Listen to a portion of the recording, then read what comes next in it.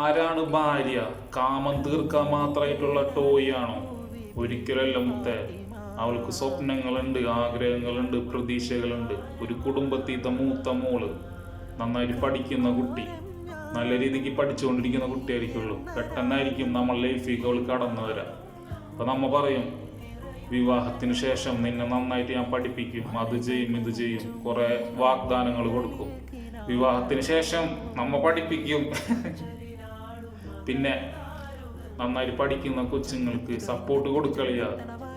അതിന്റെ വേറൊരു കാര്യം പറയുന്നുണ്ട്. എന്താണെന്നറിയോ? പഠിക്കാൻ വിടാത്ത കാര്യം വെച്ചാല്, നമ്മളെ ഭാര്യ പുറത്തു പോണ സമയത്ത് അവരാരെങ്കിലും നോക്കോ, അത് നോക്കോ, ഇത് നോക്കോ എന്നൊക്കെ ഒരു ചെറിയ ഇതാണ്. മുത്തേ, നമ്മ നോക്കാറില്ലേ? എല്ലാവരും വലിയ മാന്യന്മാരൊന്നല്ലല്ല, എല്ലാവരും നോക്കാറുണ്ട്. ഞാനും നോക്കാറുണ്ട്. ഉള്ളവരെ എൻ്റെ ഭാര്യ പോയി വീഡിയോ കാണുന്നുണ്ട്, ഞാനും നോക്കാറുണ്ട്. നന്നായിട്ട് പഠിക്കുന്ന കുട്ടികളാണെങ്കിൽ പഠിപ്പിക്കാൻ വിടളിയ. ലൈഫല്ലേ, അവരടിച്ചു പൊളിക്കട്ടെ. എന്തേ, സത്യമല്ല ഞാൻ പറയുന്നത്? വല്ല നോണ പറഞ്ഞ ഇല്ല, അപ്പൊ ഇത്ര ഉള്ളോ?